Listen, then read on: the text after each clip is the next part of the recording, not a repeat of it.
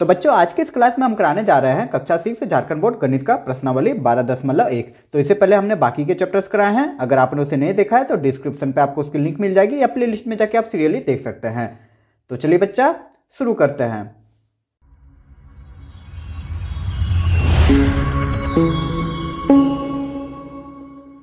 भुजाओं के नाम लिखिए। यहाँ पे दो आकृति दिया गया है, इसमें जितना भी शीर्ष है बहुभुज का और भुजा है उसका नाम लिखना है। तो बच्चा पहले हम लोग तो बच्चों आज के इस क्लास में हम कराने जा रहे हैं कक्षा 6 से झारखंड बोर्ड गणित का प्रश्नावली 12.1। तो इससे पहले हमने बाकी के चैप्टर्स कराए हैं। अगर आपने उसे नहीं देखा है तो डिस्क्रिप्शन पे आपको उसकी लिंक मिल जाएगी या प्ले लिस्ट में जाके आप सीरियली देख सकते हैं। तो चलिए बच्चा शुरू करते हैं। तो बच्चा पहला नंबर क्वेश्चन कह रहा है कि नीचे दिए गए बहुभुज के सभी शीर्ष एवं भुजाओं के नाम लिखिए। तो यहाँ पे दो बहुभुज दिया गया है, इनका शीर्ष और भुजाओं के नाम लिखने बोले हैं। तो बच्चा जरा सा बहुभुज के बारे में जान लेते हैं, क्योंकि बहुभुज से यहाँ पे रिलेटेड आपका क्वेश्चन है, तो जरा सा समय लगेगा, अच्छा से समझ लीजिए। ये चीज़ आप अगर समझ लेंगे तो इस चैप्टर को बनाने में बहुत ईजी हो जाएगी आप लोग के लिए, ठीक है। तो जरा सा पेशेंस रख के थोड़ा ध्यान देके नया चीज़ सीख लीजिए। देखो बहुभुज आप ही के बुक से हमने लिया गया है ये सारे पॉइंट। तो देखो बहुभुज क्या कह रहा है कि एक आकृति जो सरल बंद आकृति हो, ठीक है। एक आकृति होना चाहिए जो सरल होना चाहिए और बंद होना चाहिए, इस पे ध्यान दीजिएगा। और केवल रेखाखंड से बनी है। रेखाखंड मतलब क्या, दो बिंदु, ठीक ना, जिसका मतलब रेखा में जब दो बिंदु अंकित कर देते हैं और इसका अंत बिंदु हो जाता है, उसी को रेखाखंड बोलते हैं। तो रेखाखंड से बनी हो बहुभुज कहलाती है, ठीक है। तो बहुभुज मतलब क्या होना चाहिए, बंद आकृति होना चाहिए और रेखाखंड से बनी होनी चाहिए। ये चीज आप लोग दिमाग में बैठा लीजिए। तो रेखाखंड से बनी होना चाहिए मतलब क्या हो जाएगा, देखो एक हम यहाँ पे एक त्रिभुज बना दे रहे हैं, ठीक है। तो बच्चा इसमें हम लोग क्या देख रहे हैं, इसमें हम लोग देख रहे हैं ए बी सी, ये जो है ये रेखाखंड से बनी है और बंद है।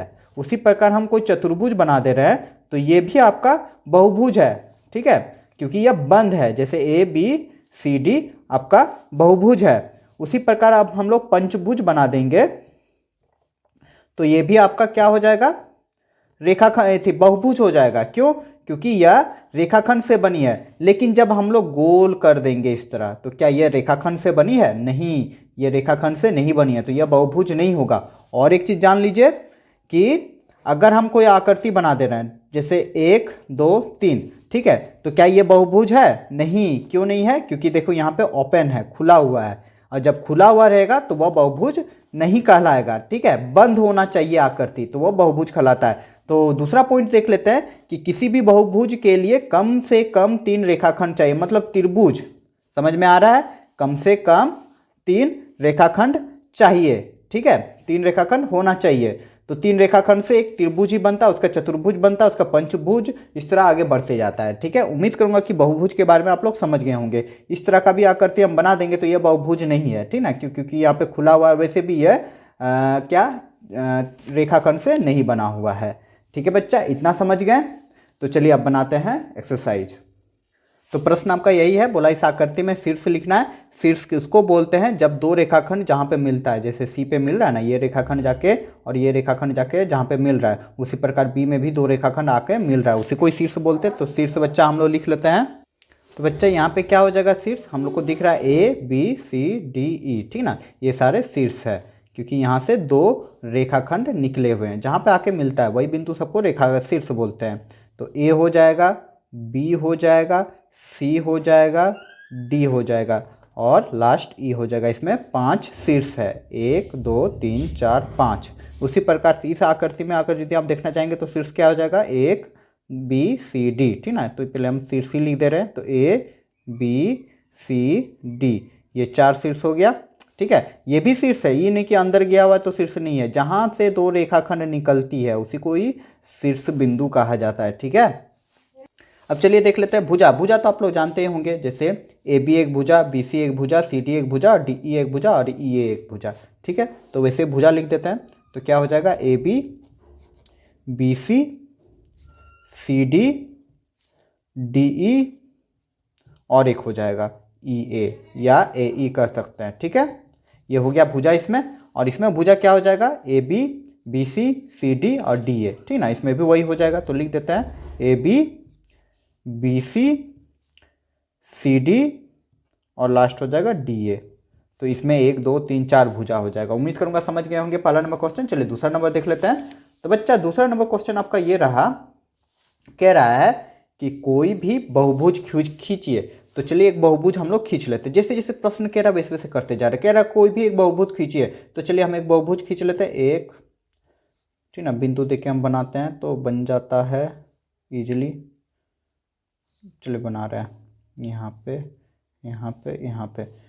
देखो इतना बिंदु दे देंगे आप लोग तो बहुत जल्दी आसानी से बिना स्केल का ही आप लोग बना सकते हैं, ठीक ना, एक मिल जाता है। तो ये देखो हमने बहुभुज यहाँ पे खींच दिया, ठीक है। ये कौन सा बहुभुज है? 1 2 3 4 5, 5 भुजा है तो पंचभुज हो जाएगा।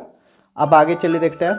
अब चलिए आगे देखते हैं। तो ये बहुभुज हो गया। चलिए इसका नाम हम अंकित कर दे रहे हैं A B C D E. अब कह रहा है आगे क्वेश्चन कि इसके अभ्यंतर को छायांकित कीजिए। अभ्यंतर मतलब अंदर वाले भाग को छायांकित करना है, तो इसको कलर से आप लोग छायांकित कर सकते हैं। तो चलिए कर लेते हैं।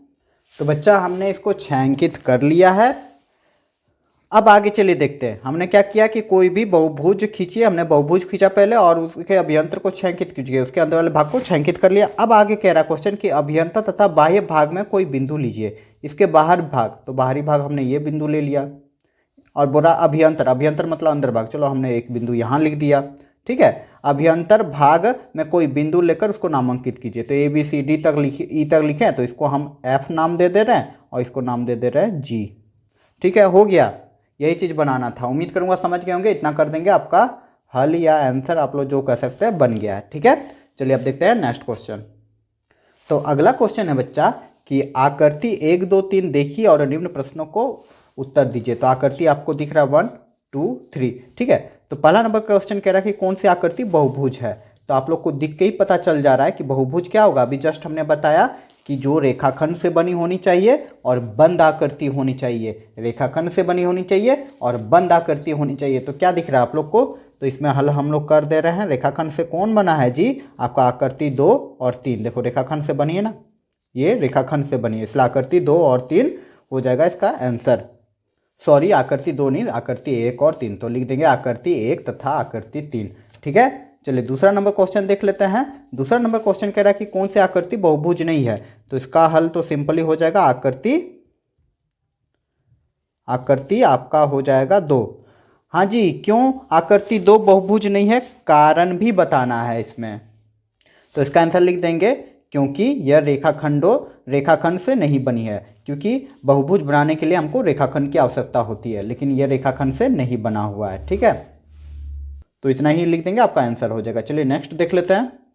तो क्वेश्चन नंबर 4 है कि यदि संभव है तो निम्नलिखित की रचना कीजिए, ठीक ना। रचना करने बोला है, अगर संभव है तो। ए नंबर है एक बंद आकृति जो बहुभुज नहीं है। तो बंद आकृति बनाना है जो बहुभुज नहीं है। तो सिंपली हमने क्या बताया था कि रेखाखंड से बनी होनी चाहिए तब वह बहुभुज होगा, लेकिन हम गोल कर देंगे तो ये तो बंद आकृति हो जाएगा, लेकिन यह रेखाखंड से नहीं बना हुआ है। उसी प्रकार ये जो आकृति है आपका ये भी हो सकता है, ठीक है ना। तो हमने गोल कर दिया, आंसर हो गया, ठीक है। और कुछ नहीं करना है इसमें।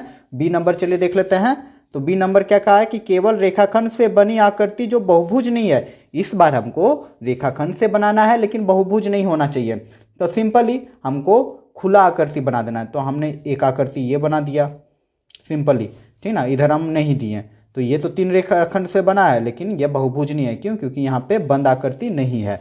तो यही हो जाएगा आपका आंसर सिंपली। अब चलिए सी नंबर देख लेते हैं।